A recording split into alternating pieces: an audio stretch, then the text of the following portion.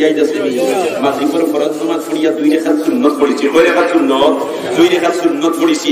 এই 2 রাকাত সুন্নত পড়বার সময় যদি আমি পয়লা রাকাত কুল ইয়া আইয়ুহাল কাফিরুন আলহামদুলিল্লাহ পড়ে আর বাদর রাকাত কুল হুয়াল্লাহু আহাদ ও 2 সূরা দি পড়িলাই, তাহলে আমার আল্লাহ পিছনের জিন্দেগীর সারা সগীরা গুনাহ মাফ করে দিবেন।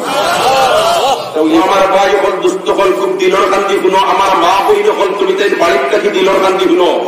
মান সাল্লা বাদাল মাগরিবে বিসিত্তে রাকাতি, যদি কোন আল্লাহর বান্দা কোন আল্লাহর বান্দিয়ে মাগরিবের ফরজ নামাজ পড়ার বাদে 6 রাকাত নামাজ 2 রাকাত করে পড়িলা, আমার আল্লাহ তার আমল নামাজ 12 বছর নফল বন্দেগী করতে বলিয়া প্রদান করেছে।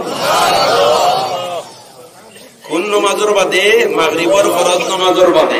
আরে একটা আমলের কথা সংক্ষেপে কইলাই, যদি কোনো আল্লাহর বান্দা মুমিন মুসলমান ফজরের নামাজ মসজিদে গিয়া জামাতের সাথে আদায় করিলাই আর মা বইন হলে তান করো নামাজের জায়গা যদি ফজরের নামাজ আদায় করিলাই আর আদায় করিয়া যায় নামাজের মধ্যে বুয়াত থাকে আর মসজিদে যদি আল্লাহর বান্দা যায় তে মসজিদের ভিতরে বুয়াত থাকে যদি আর তাসবিহ তাহলিল করিয়া তোমার কাটাইলাই সূর্য উঠা পর্যন্ত আর সূর্য উঠার পরে 15 থেকে 17 মিনিট বাদে যদি 2 রাকাত নামাজ পড়িলাই তে আমার আল্লাহ তার আমল নামা মকবুল হজ এবং উমরার সওয়াব দান করেছেন। কত গরিব বেটাই ময়দানে মাহশর যখন তোমার উঠিবা গিয়া আর ফাইল সামনে আইবো, আমার আল্লাহ কইব না ইকরা কিতাবা তোমার ভাই তুমি বলো, ইকরা কিতাবা তোমার ভাই তুমি বলো।